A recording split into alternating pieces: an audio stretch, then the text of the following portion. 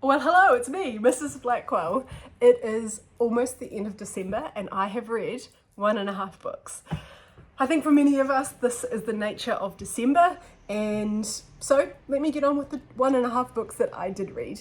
The first is The Dose Effect by TJ Power. Dose stands for dopamine, oxytocin, serotonin, and endorphins.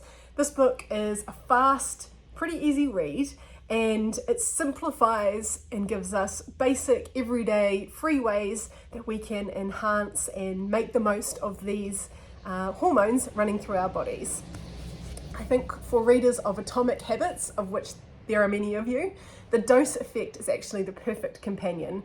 It explains these chemicals and these hormones in behind these new habits that we want to create. And I know many of us are thinking about habits in January. I don't have any copies of the Dose Effect at the shop right now, but I will get them in and they should be here late January. The book that I read a half of, Cowboy by Heart. This is a collection of stories from Mills and Boon to mark their 50th anniversary. I found this book a little bit of a slog, but I had to think about what I want to say that won't be dismissive. So here goes. I think that we all engage with artistic mediums on a spectrum, and that spectrum runs from formulaic and predictable through to highly original and sometimes challenging. For me, I love Hallmark Christmas movies, I really like country music, and I would say both of those things, for the most part, fall at the formulaic and predictable end of the spectrum. When it comes to my reading, I really prefer highly original and sometimes to be challenged.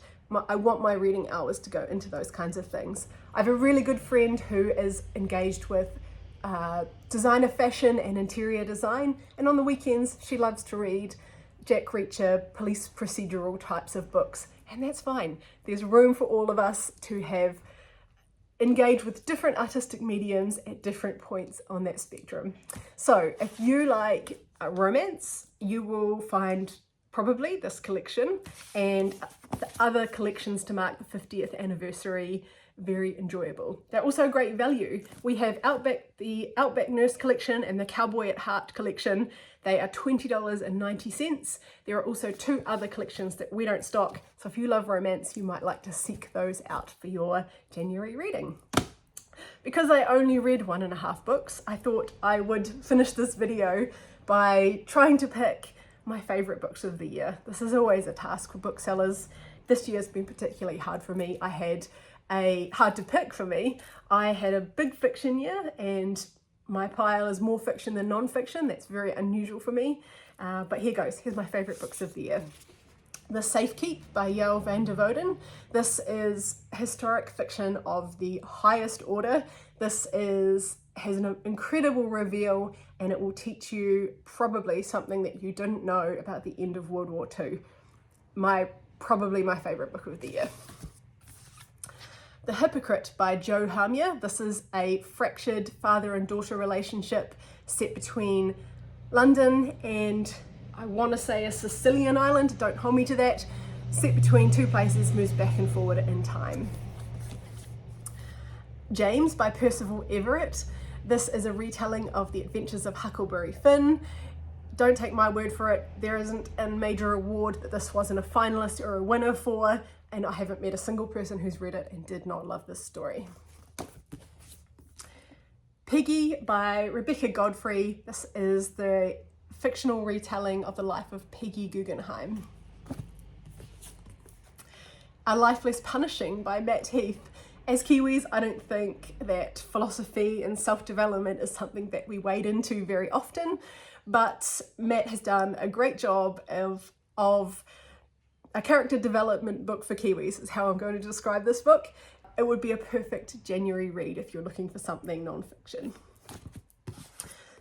Kind of a similar kind of book, Meditations for Mortals by Oliver Burkeman. This one is set out as 28 short essays that are designed to be read over 28 days, and it is how to make the most of the hopefully 4,000 weeks that you're going to have on this planet. And lastly, a book that I listened to on audio last month and I plan to read on paper.